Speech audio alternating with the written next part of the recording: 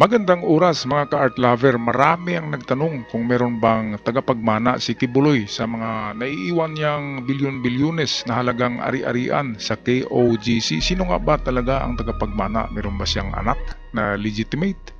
At meron ba siyang asawa? Well, dito malalaman natin sa video, courtesy of Arlene Stone. Atin pakinggan. Wala po siyang anak, wala po siyang legal wife. So mga nagtanong kung mayroon po ba siyang asawa, wala po siyang legal wife, however po marami po siyang spiritual wife. So wala siyang anak sa pagkakaalam ko dahil ang mga nabubuntis po ng mga spiritual wife ay pinapadala po sa ibang bansa upang magkaroon ng abortion. Ayan, yun pala ang style ni Kibuloy, papadala sa ibang bansa. Pero sabihin natin na hindi pinalaglag doon, anong mangyayari? Hindi meron siyang anak at meron siyang tagapagmana. Pero hindi natin yan sure kung meron ba talaga. Pagpatuloy natin ang video. Balik kay Arlene Stone. Papangalanan ko po yung iilan sa mga spiritual wives ni Pacquiao. Pero bago ko po bago ko po i-cover yan, meron po nagtatanong sa akin galing sa YouTube. Gusto ko lang pong i-discuss. Ang tanong po, yung miracle worker daw po ba ay allowed to get married? So, it seems to me na itong nagtanong sa akin knows what the kingdom language. Kasi itong miracle worker, gamit to ni Lolo Kids, ni Disappointed Son. Yung mga workers, mga full-time workers po na pinapadala sa iba't ibang bansa, ang tawag po sa kanila ay miracle workers kasi aalis po sila sa kanilang pamamahay, drop off po sila sa kanilang mga lugar po. Wala po silang dalang kahit maliban sa sometimes yung paper, yung sulat lang. At sometimes din yung mga paninda nila, pero babalik po sila na may daladalang resources. So kaya tinawag po silang mga miracle worker kasi lahat naman na nangyari sa kaharian ni Disappointed Son ay nanggagaling po sa pawis at hirap ng kanyang mga miracle worker na tinatawag. Ayan, tama yan. Ang mga miracle worker na yan ay meron akong balita. At kung nabalitaan nyo rin, nasa Amerika at sa ibang bansa ay merong mga hinuhuli dahil sa nang hihingi, nagpapalimos. Yun ay mga Filipino na membro ng KOGC. Kaya ang daming kaso ni Kibuloy sa Amerika dahil sa mga ganito. Lalo na itong peking pagpapakasal ng mga membro para lamang magiging US citizen. Ayan, pinipiki nila yung papilis para makapag-stay ng Amerika at magpapalimos doon. Manghihingi sa mga kapwa Pilipino din yung nilalapitan para makakuha ng dolyar at ipapadala kay Kibuloy. At ang gagawin naman ni Kibuloy ay pasyal-pasyal si Kibuloy sa kanyang helicopters at jet plane. Ang gasolina doon ay galing sa miracle worker. Hindi lang yan. Dito sa Pilipinas, kung napansin nyo sa Metro Manila, kung mayroong nakikinig dyan, yung mga gandang mga dalaginding dyan, yung mga dalagita na nangihingi sa inyo sa highway na magaganda na malinis ang damit, hindi mga pulubi tingnan, yan ay membro ng KOGC. At yan din ay nagre-remit kay Kibuloy. Mga bata pa yan, karamihan yan ay dalagita.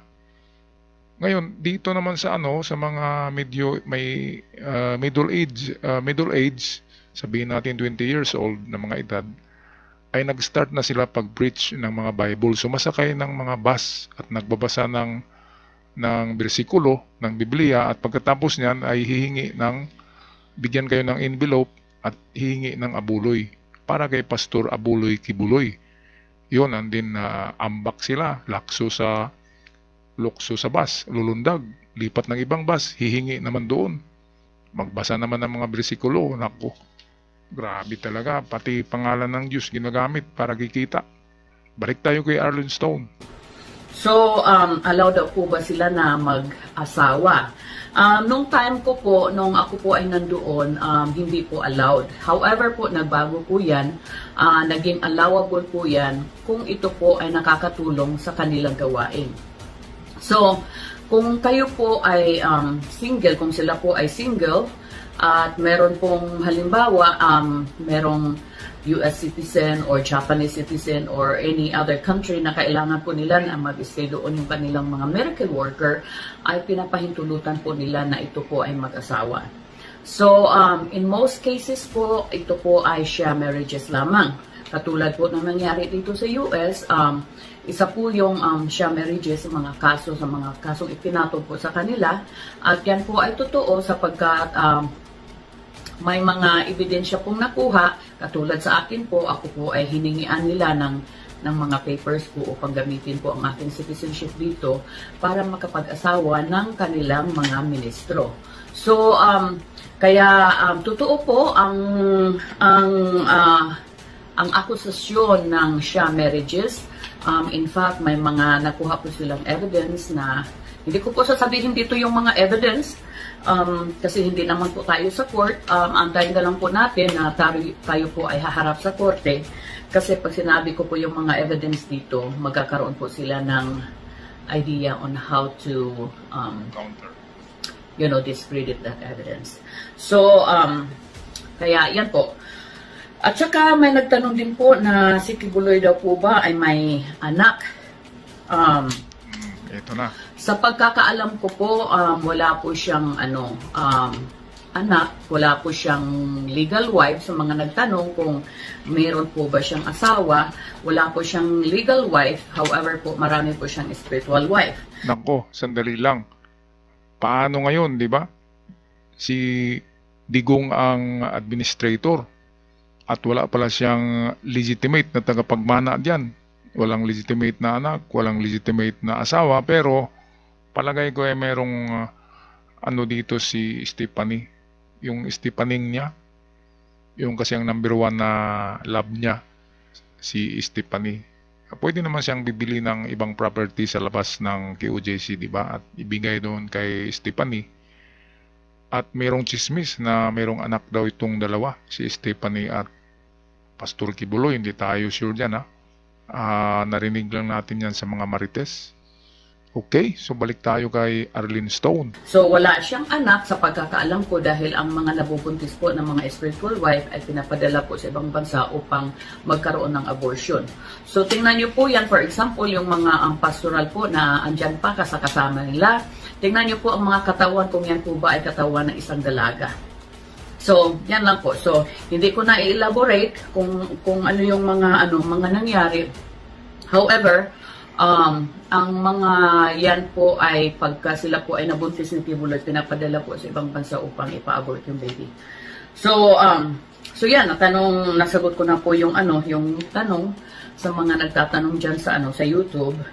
At gusto ko lang din pong i-discuss yung sinabi ngayon po, ang sinasabi po ni Disappointed Son, dahil siya po ay booking na sa kanyang pag-aari ng sanlibutan, kasi wala naman po siyang universe ngayon, maliban Pluto. sa Tamayong papuntang Samal. Doon sa Pluto, ipadala yan doon.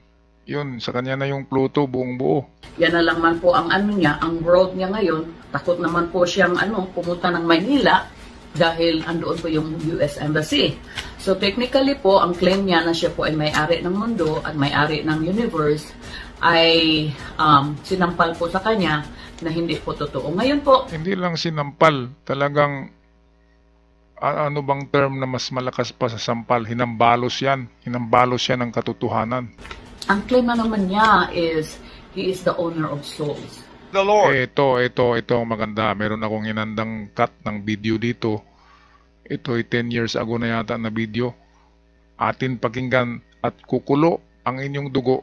Ito. It is owned by my Father, and the fullness thereof, everything that is in it. The world that you have destroyed, and they that dwell therein, including all of you, 7 billion human beings. I own all of you.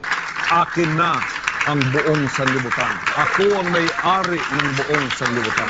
7 billion na kaluluwa ng tao dadaan sa akin. Ibig sabihin si Bill Gates dadaan sa akin. Siyempre, may kaluluwa siya eh. Pagka ikaw namatay, wala ka ng bilyon. Hahanapin mo kaligtasan mo. Grabe, akala mo nag-joke lang tong animal na ito. Totoo talaga yan na seryoso siya sa pag-claim niya sa kanya na yung mga kaluluwa natin.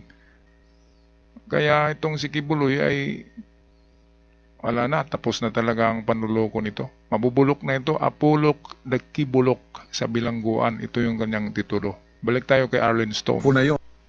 So, tingnan nyo po, yung pattern ng kanyang ginagawa, he is making an ambiguous claim. Yung mga claim ba na it's open for interpretation, bakit po ganun? Just to create confusion to people's mind. Kasi kung ano po yung i-interpret natin sa kanyang mga sinasabi, when it comes to benefiting him, yan po ang tatanggapin niya. So, sabi niya, siya daw po ay owner ng souls. So ngayon po ang tanong, kaninong souls ang pag-aari niya? Di soul ng mga unggoy, mga gorilla, mga chimpanzee at tarantula. Okay, so hanggang dito na lamang tayo mga ka-good news. Ako'y magpapaalam na. Maraming salamat. Huwag kalimutan mag-subscribe sa ating channel para palagi kayong updated sa ating mga uploads. God bless us all. God bless the Philippines. Paalam!